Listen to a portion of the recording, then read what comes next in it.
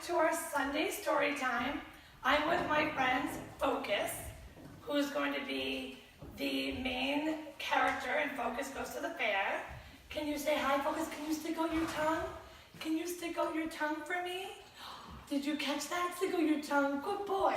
Okay, let's give you a little treat. And he did his bunny nose. Good boy. Over here behind us, we have Cavalier. He's another beautiful big gray. And tomorrow is Cavalier's birthday. So if we could all wish him a happy birthday tomorrow. Right, Cavalier? Cavalier and Gigi are the same age. Then, camera shy, or not so camera shy, City Light right back here. Say hi, City. And then we have Corey. And then we have Brody the dog. He's right here. And Brody keeps all of these horses together. So anyways, you can see Focus likes to stick out his tongue and do a bunny nose. I think it's just for you know what. Anyhow, I'm excited tonight to read you our Focus Goes to the Fair. But first, I'd like to thank everybody for watching, for sharing our stories. We're very, very grateful to you. The donkeys were so much fun last week, and I'm glad you got to see them and the sheep. And that was Corey with a little sneeze. And I think Corey wishes that he was sitting out here helping me read the story. Anyhow, now, it's okay, Corey, we'll give you something too. So now, Focus, are you ready for your story? Are you ready for your story? Okay, this is all about you, and it's based loosely on a true story. Okay, ready, Focus? Are you guys ready? Here we go. Once upon a marshmallow moon, a baby horsey was born. He was the color of night without any stars. He was as black as 1,000 pieces of licorice in a candy jar. He was born after the winter's icy snow and before the summer's bugs that buzz and glow. He was a springtime baby born among the flowers. He was a springtime baby after all the rain showers. His name was Focus. Focus grew bigger and bigger and bigger, and his coat began to change. He was no longer as dark as night without any stars, or as dark as 1,000 pieces of licorice in a candy jar. He was turning light gray, and so night was becoming the happiest of cloudy days. Soon his stars would come out to play and cover his body all in one day. With his head the color of marshmallow moon, all his friends began to swoon around the colt who carries the stars and the moon. But beneath those stars that cover his coat lives a space station, a rocket ship, even a boat.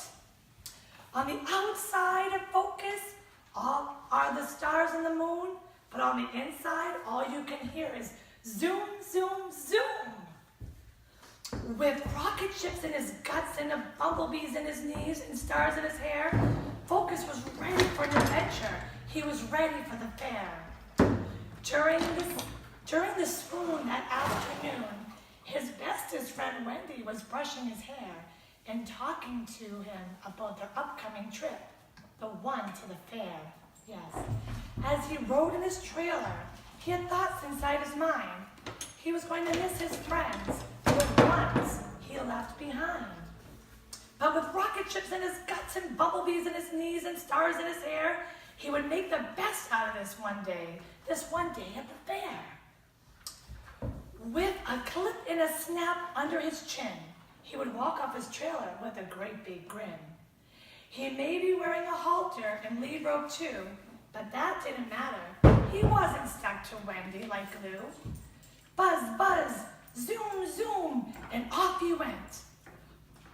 He jumped into the Ferris wheel and he reached the top. With his head like a moon, people stopped to wonder, why is this moon going round? Until people saw him on the ground. Lose horse! Lose horse! Cried the Ferris wheel operator.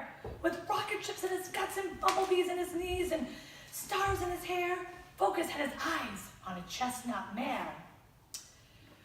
From afar, she seemed very calm. With a bent hind leg and a droopy lip hanging down, Focus thought she must be sleeping sound, and the perfect place not to be found. And with the rocket ships in his guts and the bumblebees in his knees and the stars in his hair, he made his way over with minutes to spare. As Focus stood near the mare from afar, he noticed she's not alone, and she's anchored by a bar. As the ground begins to turn and she starts moving up and down, he realizes she wasn't sleeping. She lives on a merry-go-round.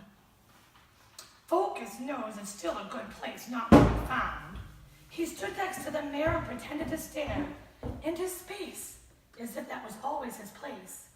As the horses would begin to rise up and down, Focus would jump up until he realized he was making all the little kids not very sound. And then they cried.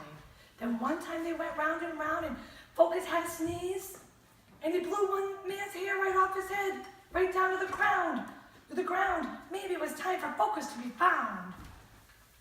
With low-fueled rocket ships and hungry bumblebees in his knees and hazy stars in his hair, he knew it was time for a snack and repair.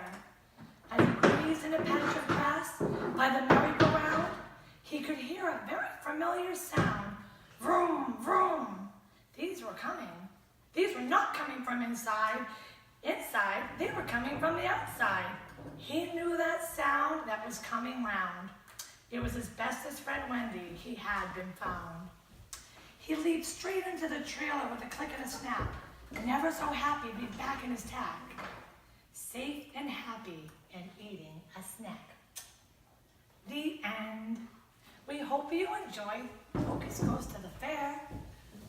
We had a lot of fun, and I hope you love Focus as much as I do, and his little story time. Focus and his friend City are going on a little trip. So next Sunday, we're going to be with my horse Gigi, and we'll read another story time. Thank you for joining us, and don't forget, tomorrow is Cavalier's birthday, and I know he would love some good wishes.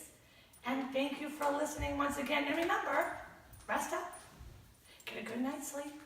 Tomorrow's a big day, and this is what we say on the farm. And did you see his bunny nose? Good bunny nose, Focus.